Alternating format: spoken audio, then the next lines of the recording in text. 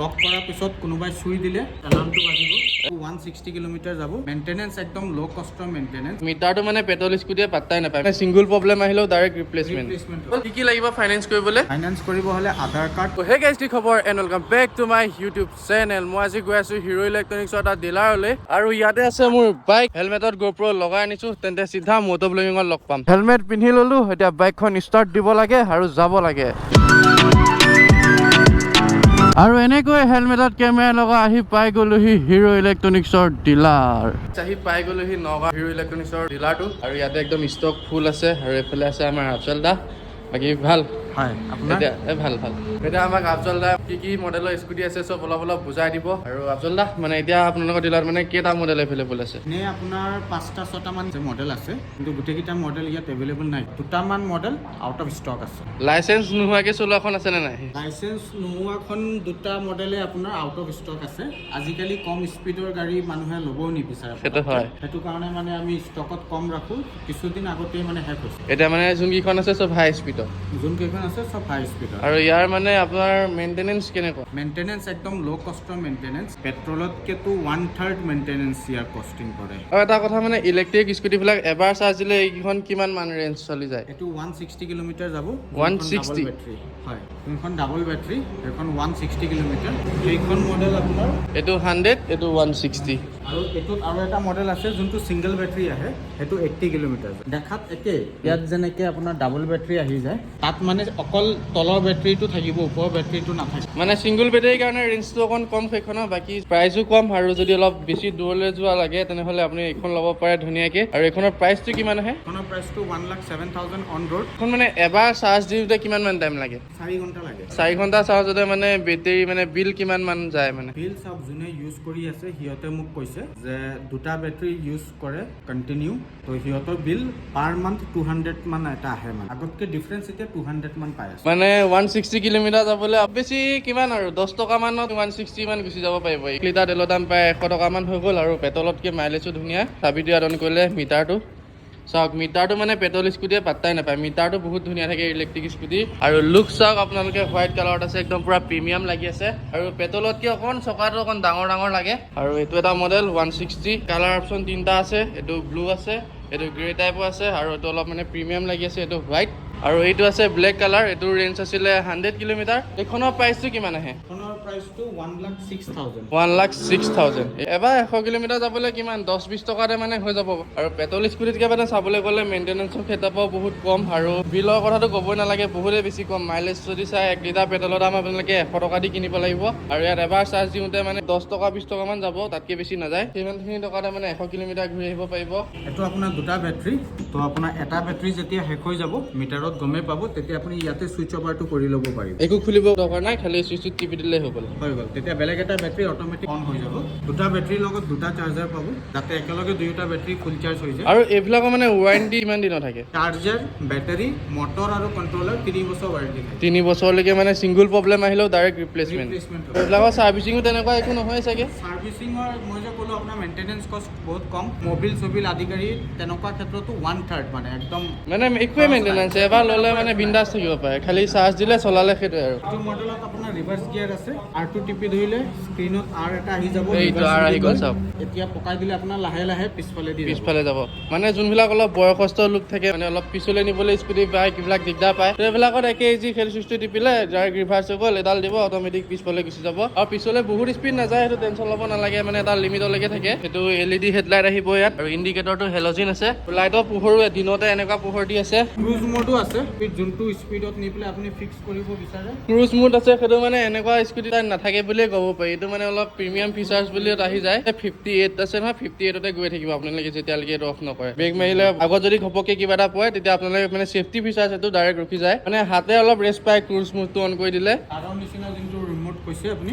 লক কৰাৰ পিছত কোনোবাই চুই দিলে এলাৰ্মটো বাজিব এইটো চাওক মানে কিছুমান জেগাত হয় এনেকুৱা স্কুটি বাইক ক'ৰবাত থৈ দিলে তাৰপিছত যদি কিছুমানে আহি চিট টিট কাটি দিয়ে বা অলপ চুৰ কৰাৰ চেষ্টা কৰে তো মানে এখন যদি চুলে বাজি যায় মানে চুৰ কৰিবলৈ সাহসটো নকৰিব পাৰ্কিং কৰিছে বিচাৰি পোৱা নাই ৰিমোটত টিপি দিলে চাউণ্ড আহি গ'ল ধুনীয়া ফিচাৰ্ছ দিছে এইবিলাকত আৰু লক কৰাৰ পিছত কোনোবাই যদি অন কৰি পেলাই চকাটো ঘূৰাব বিচাৰে চকাটো লক হৈ যায় মানে চুৰ কৰাটো এখন সহজ নহয় চকা লক দেখিছে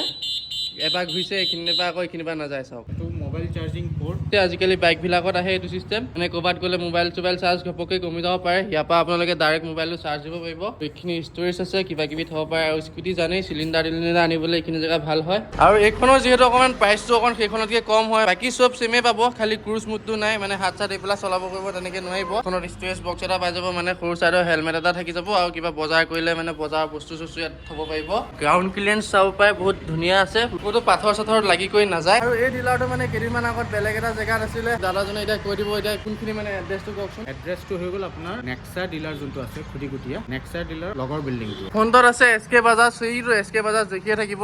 ইয়াৰ পৰা চালেও পাই যাব আপোনালোকে আৰু এইটো চাইডৰ পৰা যদি আহে KTM ডিলাৰটো পাৰ হৈ পেলাই অলপ আহিলে হ'ল আৰু নিৰাণ হস্পিটালৰ কাষতে পাব আপোনালোকে আৰু যিমানবিলাক স্কুটি দেখি আছে সেইবিলাক চবতে আজিকালি মানে ফাইনেন্সৰ সুবিধা আহি গ'ল কি লাগিব ফাইনেন্স কৰিবলৈ ফাইনেন্স কৰিব হ'লে Aadhaar card PAN card bank passbook আৰু লগত ATM যোনটোত মেছেজ আহে ATM কাৰ্ড হ'লে হ'ল ল' ডাউন পেমেণ্ট দি পেলাই বহুত ধুনীয়াকৈ এখন স্কুটি বিন্দাছ লৈ যাব পাৰে মাহে মাহে কাটি থাকিব স্কুটি কেইখনতো আপোনালোকক দেখাই দিলোঁ আৰু এনেকৈ ভাল ভাল বুলি কৈ থাকিলে নহ'ব আপোনালোকক চলাই পেলাই মই যোনটো এক্সপিৰিয়েঞ্চ ক'ম সেইটো আপোনালোকক ক'ম এতিয়া এখন দিব দাদাই তাৰপৰা মই সেইখন চলাই পেলাই আপোনালোকক এক্সপিৰিয়েঞ্চ ক'ম হেলমেটত কেমেৰা আছে চব দেখি থাকিব আপোনালোকে ভিতৰৰ পৰা স্কুটি এখন লৈ আহিলে এইখনতে মই আপোনালোকক চলাই দেখাম কেনেকুৱা লাগে এক্সপিৰিয়েঞ্চ কৰি দিম চাবি অন কৰি দিলোঁ এইটো থাকিলে অলপ কম স্পীড যাব আৰু এইটো দিলে অলপ বেছি স্পীড যাব মডেলটোৰ নাম হৈছে পটন আৰু এইটো ৰেঞ্জ আছিলে 100 কিলোমিটাৰ বেটেৰী কিমান আছে দেখা পাব তো এতিয়া আহি গ'লো হাইৱেত আৰু হেলমেট চেলমেট লগাই আহিছোঁ এতিয়া স্পীডটো ল'তে দি থৈ দিছোঁ আৰু এতিয়া হাই মুডটোলৈ লৈ যাওঁ হাই মুডলৈ লৈ গ'লো 40 লাগি গ'ল 45 একদম অলপো চাউণ্ড নাই হেণ্ডেলিং কৰিবলৈও ধুনীয়া আৰু একেবাৰে পাতল স্কুটিখন মানে যোনবিলাক মাইকী মানুহে অলপ বেছি ওজন থকাৰ কাৰণে মানে চলাবলৈ ভয় কৰে তো এনেকুৱা স্কুটিবিলাক মানে আপোনালোকে আৰামত চলাব পাৰিব অলপো ওজনে নাই আৰু ওজনটো নথকাৰ কাৰণে মানে বহুত কম জেগাত ঘূৰাবলৈ ভাল আৰু ট্ৰেফিকতো চলাবলৈ ভাল এইখন স্কুটিত হৰ্ণৰ চুইচ দুটা আছে এইটো এটা আছে আৰু এইটো চাইডে আছে এখন শ্বৰুমত থৈ দিয়াৰ কাৰণে মানে গ্লাছ কেইখন খুলি থৈছে আপোনালোকে যেতিয়া কিনিব গ্লাছ কেইখন লগাই দিব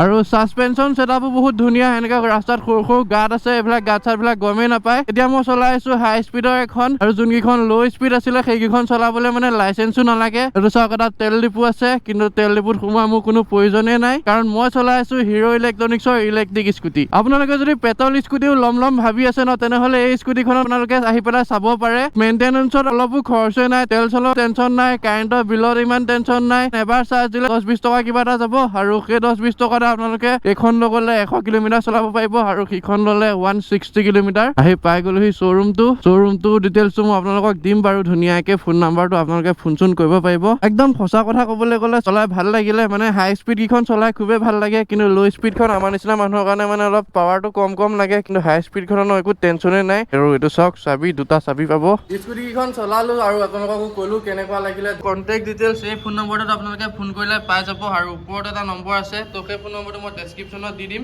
আৰু যদি আপোনালোকে ইয়াৰ পৰা ল'বলৈ আহে তেনেহ'লে মানে মোৰ ভিডিঅ' চাই আহিছোঁ বুলি ক'ব তেতিয়া মানে অলপ ডিছকাউণ্ট কৰি দিব আৰু দাদাহঁতে বাকী ফোন নাম্বাৰ আছে লয় নলয় পিছৰ কথা মানে ফোন কৰি এবাৰ চেক কৰিব যদি পেট্ৰল স্কুটিও ল'ম বুলি ভাবিছে কি ঠিক মানে আপোনাৰ ডিচিশ্যন চেঞ্জো হৈ যাব পাৰে বহুত মেইনটেনেন্স কম আৰু চলোৱাটো তেনেকুৱা ডিফাৰেঞ্চ একোৱেই নাই আৰু দাদাজনক থেংক ইউ মানে মোক ভিডিঅ' চিডিঅ' বনাবলৈ মানে অলপ সহায় কৰি দিলে তেওঁ আগতো এটা ভিডিঅ' বনাইছিলে ভাল লাগিছিল তো আকৌ লোকেশ্যন চেঞ্জ হৈছে বুলি তেওঁ আকৌ আহিছে ইউটিউব চেনেলটো মই যেতিয়া ষ্টাৰ্টিং কৰিছিলোঁ ন তেতিয়া মানে ইয়াতে এতিয়া আহি পেলাই ভিডিঅ' বনাইছিলোঁ তেতিয়া ডিলাৰটোৰ লোকেশ্যন সিটো চাইডে আছিলে আৰু তেতিয়াৰ মানে দাদাজনৰ লগত মানে ঘৰৰ মানুহৰ নিচিনা কানেকশ্যন এটা বনি গৈছে লোকেশ্যনটো চেঞ্জ হৈছে আপোনালোকৰ কাৰণে মানে ভাল অপশ্যন এটা দেখাই দিছোঁ আপোনালোকক নতুন মানে এতিয়া টাইমত পেট্ৰলৰ দাম জানে আপোনালোকে কেনেকুৱা আপোনালোকৰ পইচাও বাঢ়ি যাব আৰু মানে বহুত আপোনালোকৰ লাভেই হ'ব তো এবাৰ আহি চেক কৰিবহি বাকী মোৰ ৰাইডৰ ভিডিঅ' আহি আছে কাইলৈ গৈ আছোঁ শ্বিলং অ'কে গাইছ আপোনালোকক স্কুটি দেখাই দিলোঁ আৰু এই ভিডিঅ'টো মানে এডিট কৰি থাকোঁতে গম পাইছোঁ এই ভিডিঅ'টো মই এণ্ডে নকৰিলোঁ তো আজি ভিডিঅ'টো এণ্ড কৰোঁ যদি ভিডিঅ' চাই পেলাই লাইক কৰিব কমেণ্ট কৰিব চেনেলত যদি নতুনকৈ আছে তেনেহ'লে ছাবস্ক্ৰাইব কৰিব আজিলৈ লগ পাম আপোনাৰ এটা অন্য ভিডিঅ'